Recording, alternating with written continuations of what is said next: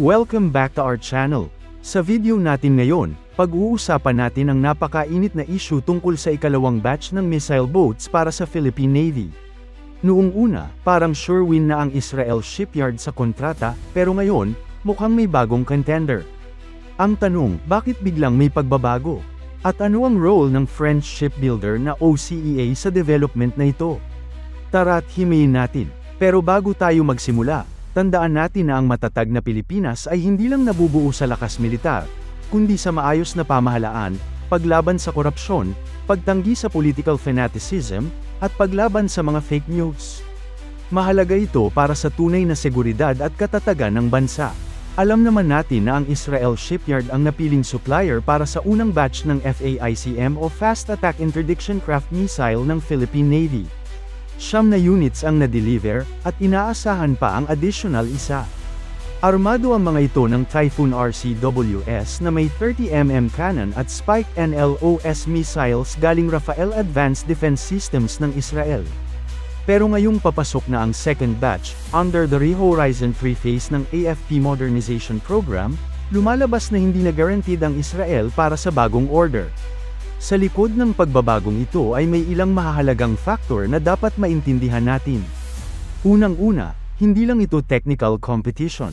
Ang Philippine Navy ay mas naging matalino na ngayon pagdating sa pagpili ng mga foreign suppliers.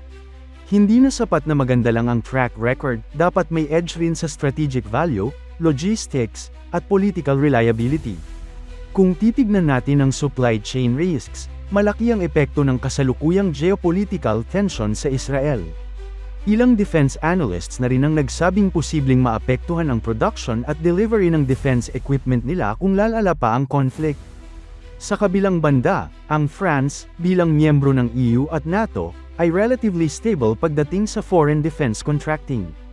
Pangalawa, gusto rin ng Philippine Navy na iangat ang interoperability nito sa Western systems. Kung mapapansin nyo, karamihan sa mga naval exercises natin kasama ang US, Japan, Australia, at iba pa ay gumagamit ng NATO standard equipment.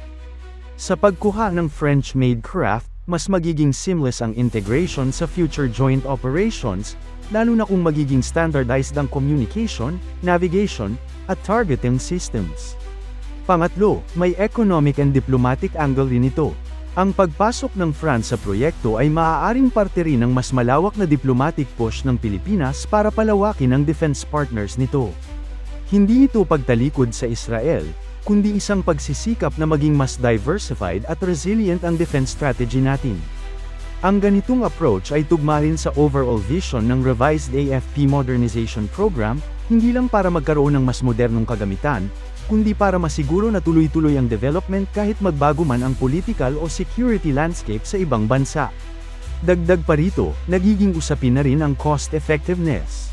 Kung ang OCEA ay makakapag-offer ng mas abot-kayang platform na may comparable capability sa FAICM, mas magiging sulit ito para sa Philippine Navy lalo na't limitado pa rin ang defense budget natin. Sa dulo, ang layunin ay makamit ang balance sa pagitan ng performance, presyo, at pangmatagalang sustainability, isang desisyong hindi basta pinagbabasehan ng brand, kundi ng strategic value sa bawat piso ng pondo ng bayan. Sa Philmarine Expo 2025, isang interesting na development ang lumabas. Ang French shipbuilder na OCEA ay nagpresenta ng scale model ng kanilang bagong fast attack interdiction craft. Base ito sa kanilang FPB-98 patrol boat design. Ang prototype ay may dalawang single-shot anti-ship missile launchers, at base sa hitsura, posibleng ito ay para sa MBDA Marte Mark II o Marte Air missiles. Hindi ito basta patrol boat, ito ay isang seryosong candidate bilang missile boat. Bukod sa missile launchers, ang boat ay may 30mm autocannon na nakakabit sa isang remote-controlled weapon station, katulad ng Typhoon ng Rafael, pero posibleng ibang supplier naman ito. Ang ganitong configuration ay nagpapakita na ang French contender ay seryosong kakumpetensya.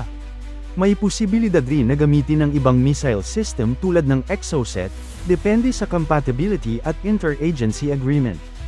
Ang modularity ng design ng OCEA FPB-98 ay nagbibigay flexibility na hindi available sa Israeli design na customized sa Spike missiles lang. Isa sa mga dahilan kung bakit hindi na sure win ang Israel ay ang patuloy na geopolitical risks. Alam natin na patuloy ang tensyon sa Middle East, lalo na sa Gaza at Lebanon fronts.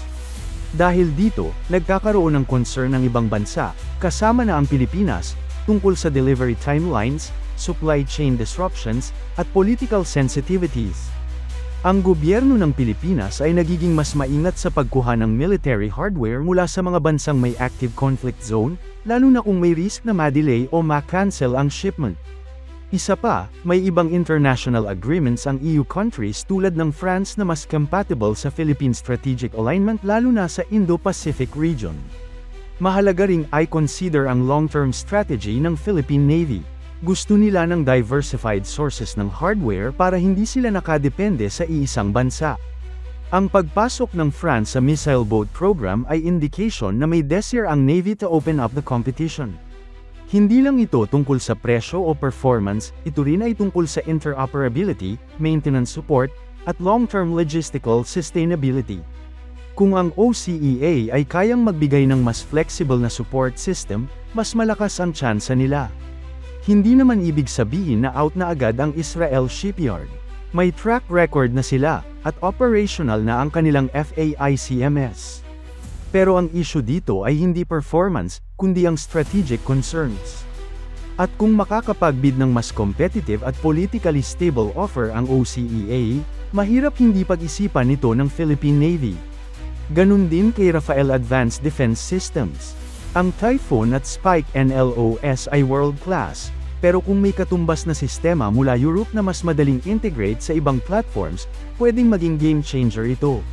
Sa kabuuan, lumalakas ang posibilidad na magkaroon ng shake-up sa second batch ng missile boats. Hindi na automatic ang panalo ng Israel shipyard. At kung patuloy na papasok ang ibang players gaya ng France sa bidding process, lalong magiging competitive ang modernization program. Para sa atin, magandang balita ito. Ang mas maraming option, mas mapipilitan ng bidders na magtaas ng quality at bumaba ng presyo. Panalo ang Philippine Navy, at panalo ang bayan. Mga kadepensa, ito ay isa sa mga critical na development na dapat nating bantayan. Ang modernization ng Navy ay hindi lang laban ng hardware, ito ay usapin din ng geopolitics, strategy, at future alliances. Ano sa tingin nyo? Dapat bang manatili ang Pilipinas sa Israeli systems? O panahon na para subukan ang bagong offer mula France? Comment down below at pag-usapan natin. Don't forget to like, share, and subscribe para lagi kayong updated sa latest defense news and analysis. Hanggang sa muli, depensa muna bago drama.